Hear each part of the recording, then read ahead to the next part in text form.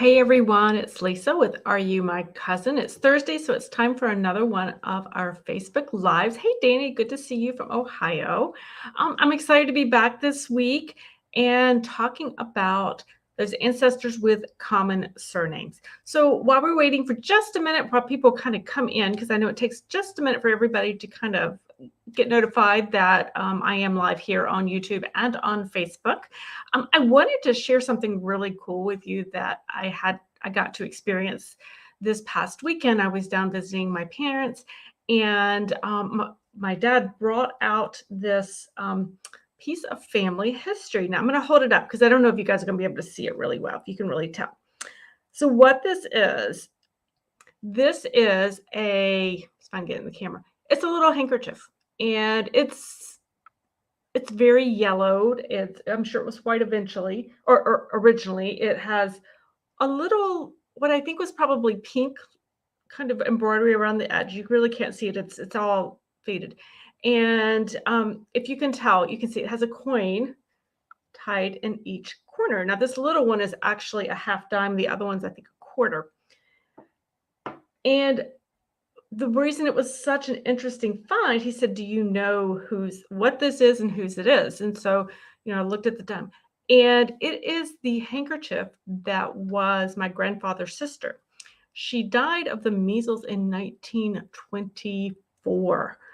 And she was I think she was about 4 or 5 years old, which tells you, I mean, this handkerchief is about 100 years old, and she had such a brief life, but yet it's part of her story. And to be able to have something that was hers for such a short life, it was just really a special family history find for me and for our family, because now I can tell Ruth's story a little bit more. And so I was just wanted to share that with you guys. I know you guys have experiences like that and kind of enjoy family history. So you never quite know when and where family history sort of falls into your lap. So I had no idea this even existed at this point. So it was a really special thing. Let's see who else here. Hey, June, good to see you. And Deb's here again. Yay, genealogy archaeologist is here. You have your great-grandmother's magnifying glass. Isn't that so cool? I know. I also came home with, believe it or not, my great-grandfather's eyeglasses. And they're those little round, rimless ones in the original case that they came in. So that was pretty amazing. Of course, in my family, I think we all wear glasses, so it's probably not that unusual. Hey, Diane from South Carolina. Wonderful. So glad you guys are here. So we are going to be talking about common surnames, because this is something that I hear from a lot of people tends to be the brick wall in our genealogy research. And I'm going to be honest, it's my brick wall too. I run smack into this brick wall a number of times. Now, before I get right into that, I just wanted to give you guys a quick heads up, quick reminder that you definitely want to be here next Thursday at the same time. Daniel Horowitz from MyHeritage is going to be joining me, and we're going to be talking about some of those new features that MyHeritage has now that they were able to announce at Ritz Tech earlier this month. So I'm really super excited. If you've never had a chance to meet Daniel at one of the conferences, or hear one of his lives, or hear one of his programs, he's a fun and knowledgeable researcher. And so I'm really looking forward to having him join me. So I hope you can join me as well. Of course, don't panic. If you can't join me live, it will be recorded and you can watch it at your leisure. So that's there. The other thing is, there's a brand new video and blog post this week out on the YouTube channel, as well as over on the website. So feel free to check it out. It is about 3 free websites, research tools that I use that many genealogists overlook, and they are free, and actually they're not even genealogy specific. So you want to check those out in that earlier video from this week. Hey, Michael, good to see you. Hey, Catherine, you have your grandfather's notary seal. Oh, that's really interesting. Right. You're right. They only use the stamps now. That's really cool. What a nice treasure. And June says she has several of the ancestors' trinkets, cooking utensils, other special gifts. Yes, it's I have a few of the cooking things, and as soon as somebody cleans out a house or a kitchen, they're like, do you need this? Do you want this? I'm like, no, I don't really need it. it was, your aunt so-and-so's. I'm like, I'll take it. And so I end up with a lot of stuff, as you can imagine. Hey, Ann, good to see you from Knoxville. All right, let's talk common ancestor names. And if you have a common ancestor name that you research, feel free to drop it in the comments. I'm always find it interesting to see what's out there. Very common surnames would be Johnson, Smith, Brown, White is another one. Let me see what my notes said. I think those were the ones I was thinking about. Those are the ones that I tend to come across. I'm sure that you guys have others as well. Please, yeah, drop them into the chat. It'll be great. But it's really difficult when you're researching and you end up with one of these common surnames. Now, it could be that maybe the surname that you research isn't necessarily common across the US or across the world, wherever you're researching at, but it could be very common for that particular maybe county or local region because there was large families, then they intermarried and they stayed pretty much in the same place. So that definitely, you can have those common surnames within an area that might not necessarily be recognized as a common surname across the world. So recognize that what I'm going to share with you is actually works in that scenario as well too. Catherine said Wilson, Thompson, and White. Yes, definitely. The Wilson and Thompson, and I can feel the pain when it comes to researching the surname of White. Hey, Wanda, good to see you. The genealogy archaeologist. Cooper, yes, John Cooper. Oh, lots of millions of John Coopers. Kind of like researching John White in colonial Virginia and North Carolina. Very, very difficult to do. Because what happens is the names are common and or you end up with people, a common surname, but you have a common first name, and that just really throws things for a loop when it comes to researching. Because not only do you have, you've got two common names there working on. Teresa says she was surprised how common names are, like Halpin, Kavanaugh, Ridgway. Yeah, and Teresa, I think it does. I think that speaks to maybe like where you're researching at too. It could be that very specific area. Jane says Place, Chase, Wright, and a few. Yeah, definitely can be very. I see Wright, and sometimes I see that get mixed up with some of the Whites when I research the surname of White. But you have to separate them out. And that's the key, is that when we're researching those common surnames, and if they're using common names, you're hoping for an unusual first name, right? So for instance, in researching the White family, White being the surname in colonial North Carolina, I got really lucky. I thought I got lucky anyway, because the ancestor, one of the ancestors' name was Cagebeth. Cagebeth. Now, there were a couple variations on that first name, but we're like, yes, that surname is common, but by golly, we have an unusual first name. This is good. And it was good. We were able to trace him a lot, but we could never 100% find his father. Well, I should say we couldn't, but we eventually did through DNA, but that's a whole nother story. But we were struggling because we were having to go through and research men by the name of John White. The problem is there were so many men by the name of John White in colonial North Carolina. We were up on the Virginia border, looking across that Virginia border. We had people with the last name of White. It seemed like everywhere. So what did we do? The very first thing that I did, and I had a research partner to do this with, and that's a really good strategy, is if you have a research partner you can work with, or just somebody else who can get eyeballs to kind of give you a little bit higher up view that you might be missing, because after a while you're so into it. The first thing that we did was we created a timeline. And again, guys, I love timelines. They don't have to be crazy big, crazy, extensive. But I created a timeline, and I plotted every data point, every mention I could find with like a date and a location for the gentleman that I was researching. That, again, that surname of White. I was looking specifically at John White, and we created this surname, this timeline. And right off the bat, the thing that we were able to recognize is we knew we had at least 2 men by the same name because of the locations. There was no way to have, when we really pulled the data from every document we had read and put it all on one timeline, we realized we couldn't have one person in 2 different places at the same time period. So we knew we had at least 2. And as it turned out, the more and more data we collected, we realized we actually had 4 men by the name of John White in one area. And that was a huge breakthrough for us to recognize what we had. And it was using that timeline that really helped us do that. A couple other things that we definitely look for, and I want you to look for in your research. I want you, when you're looking at those common surnames and you're really kind of struggling, pay attention to middle initials, so that if you see, I have one ancestor who was always John P. White. So I always knew there, that indicated to me that there was another man by the name of John P. There was another name by John White, and they were using the middle initial to help differentiate. So pay attention to those middle initials. They will use those when they need to differentiate from another person of the same name.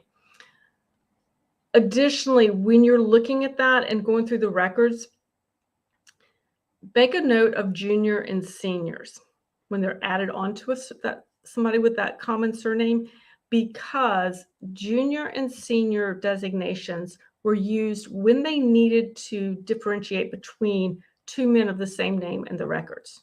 So typically we think of, a John Senior would be the father. John Jr. would be the son. John the third would be, the grandson. But in earlier records, that's not exactly how it was used. They used it by saying John Sr. meant the older John. So John White Sr. would have been the eldest John White. John White Jr. would have been the younger one. Now, when the older John White died, then John Jr. became John Sr., and his son became John Jr. if necessary. This was simply to not confuse us, as it often does, but it was to make sure that they could, in legal records like deeds and court records, that they were differentiating between the men. So it's make sure you don't take on an assumed relationship when you're trying to tease out men of the same name or people with a common surname because of that junior senior, that their father's son. That is not necessarily correct. It could be an uncle and a nephew. It could just be, it could be 2 cousins, but you have the age differences. So that's how they were using those designations early on. So make sure you're not gonna, because you don't want to use that and take off on a different tree, or you might have to chop a branch off there at some point or prune it quite liberally. So make sure you understand those designations and keep those in mind. Create that timeline. Now, when I started using timelines, and I know that I have those common surnames, what I do, I just saw Catherine's note over on the YouTube. She said there's so many Robert Wilsons in her ancestors area of Tennessee. So, very common surname as well as first name, that he was called Square Bob Wilson. And that's another thing, is to recognize I love that, because Square Bob is so unique that you can't help but recognize him when you see those in the record. So that's a really great way of using those. Okay, so you want to use that timeline. Then I want you to pull every record that you have for your ancestor, or as you're continuing to, and you want to really pick it apart. So if you have deeds for your ancestors, and they, all the Robert Wilsons, or all the Dannys, all the Evans, wherever you're looking, Marie has Johnson and Smith and White as well. You want to pull the deeds for what you know. And you want to look at not just your ancestor, but you want to know who every person is in that document. So if I have a deed for John White, say, I'm going to go through that deed, and I'm going to make a list of every single person mentioned in that deed, or in that record. And I'm going to make sure that I know who that person is in relationship to to John White. In other words, is it a neighbor? Are they the neighbor? Is it their property line that they're talking about? Is it their wife? Is it a son? Is it, a daughter, whatever, whoever is mentioned in that record? And when I have somebody and I don't know who they are, I'm going to research them to find out who they are. Why do I do that? I want to make sure that I understand that particular John White or whichever one you're starting with. I want to make sure I understand who they are and who they were around, who they hung out with, who they associated with, even if it was just their neighbor. I want to know because I want to be able to recognize if I see him with that same grouping of neighbors and associates, if I see them kind of as a cluster almost, or a group. Because then if I'm researching the records and I find another deed for a John White and I'm thinking, oh, he's got another one, and I go through that, still that very common name, that first and last name, and I'm looking at it, but I realize I don't see any of the same names. I don't see any of the same neighbors listed. I don't see any of the same associates, witnesses, anything that looks similar. Then that's a flag for me to stop and really consider, is this the same person or is it different? And likely he's going to be different. So, but it does mean that I need to stop and think and look at that a lot closer. But maybe I find that second deed, or maybe I find a court record and I find that first John White, I know who all his neighbors were, and all of a sudden I find him in the court records, and well, lo and behold, he's serving on the jury with several of the same men. Or I find them 20 years later, 10 years later, having migrated from North Carolina to Tennessee, and I see the same surnames showing up within that same group. Then it helps to support the idea that this is the same family line, this is the same John White, or this is the same family line, because these same family groupings are intermarrying and going forward. So that's how I like to use the documents when I get those documents for those gentlemen. The other thing is, I don't just stop at like a deed or a court record. I'm going for all of it. I'm going to go for all of it. I am going to go for things like tax records, because I can see tax groupings in there. I'm going to go for definitely court records, and certainly all the deeds. I'm going to obviously look for marriage records. I'm going to get into the newspapers if I need to. I'm going to get into some of the local history books that are out there to see what else I can figure out about that ancestor.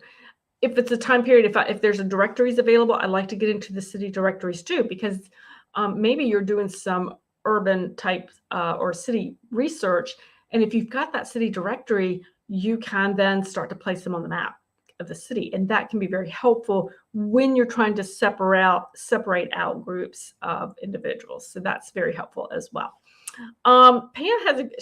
Pam over on the Facebook had a really interesting thing. She said a lot of Johns, so they nicknamed, in her family, so they nicknamed one Lippy and one Bully. Okay, I gotta love that.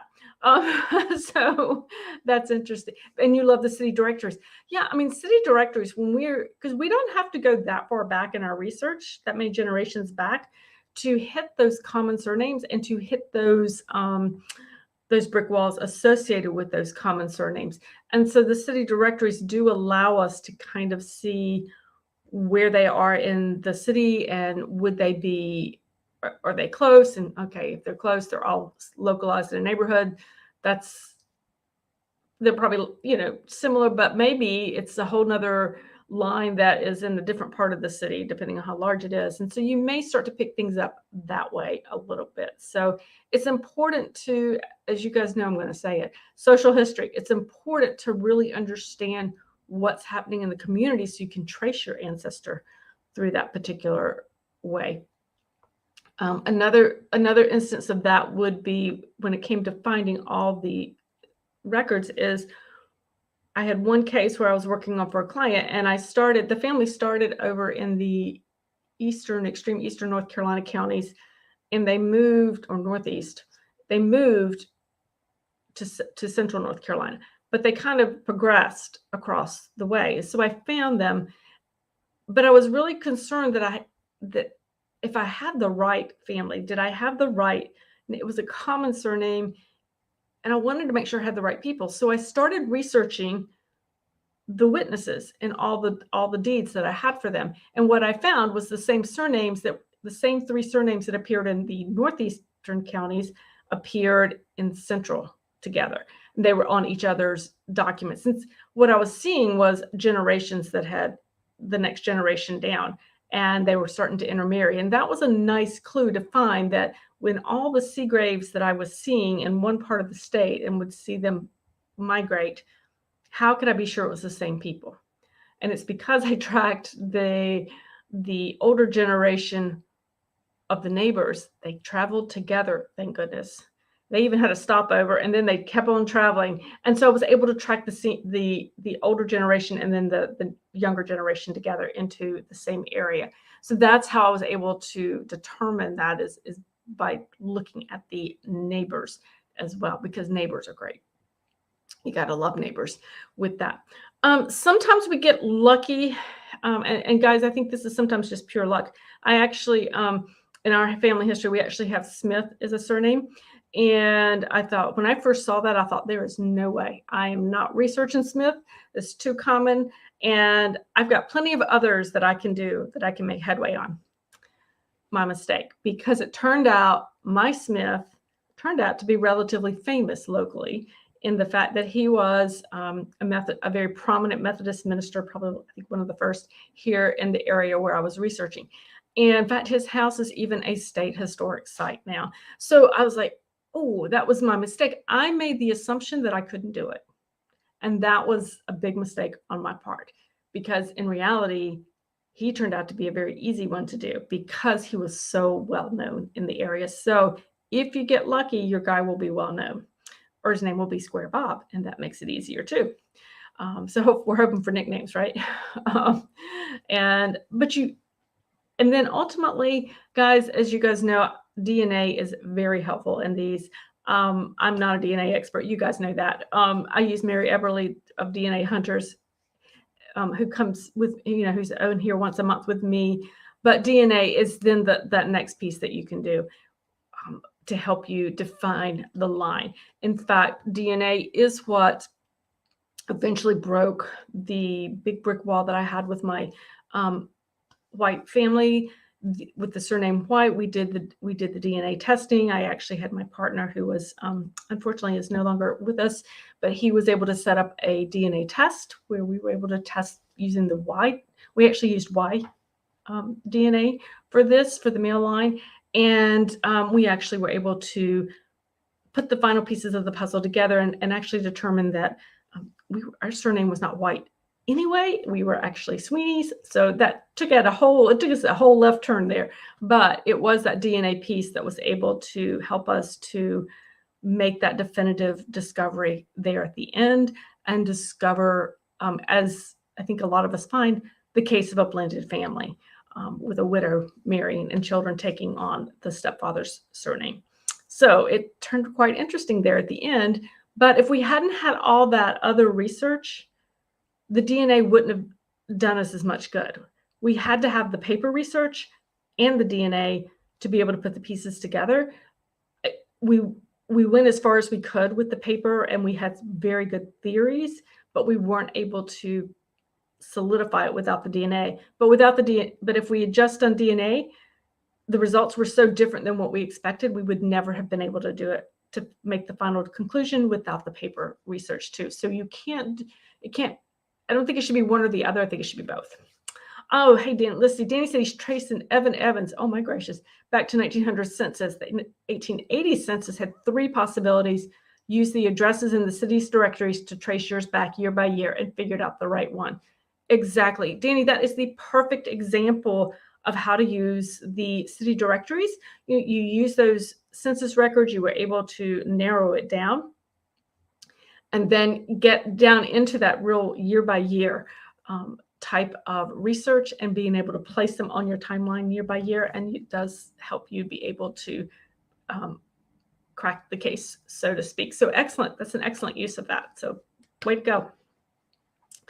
Okay, guys. So that's what I have for you today. is talking about those common surnames. Don't be intimidated by them, is what I would say. I've talked a lot about my family, a lot about my ancestor, John White. Actually had multiple ancestors named John White. And to be truthful, just like the Smith name, I never, ever intended to research that White side of the family because it was such a common surname. It was back into colonial. It was the colonial end of it was where I was losing the track of them. And honestly, it just felt too hard. And I have a lot of ancestors to research. So why not just go for the ones I already know or that I can work on? And I had a researcher who turned into be a long-term research partner of mine.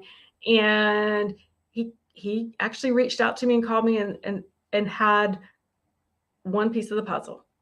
He said, will you work with me on this? And so that's how it all started. And so it's been a very rewarding experience. You will be a better researcher for researching those common surname ancestors. I know a lot of you actually have a lot of experience with it, but if you have not and you are just getting started researching those guys, just one step at a time and don't be intimidated by it. Just you got it. You can do it. And you will, like I said, you will be a better researcher because of it. Oh, you're welcome, Pam. I'm so glad you found this helpful. All right, guys. So don't forget, check out the new video that's out this week. Actually, here, guys, I can put it in the chat for you guys. 1 second. Be sure and join me next week to hear more about my heritage and their new, I can't type and talk, and their new things that they have out. Quite exciting. I know some of you guys have been playing with some of the animation things, but they have a new podcast. There's some really fun things out. And I look forward to seeing you guys next week. So go out and start researching. I hope you find them. All right. Bye, guys. Have a good day.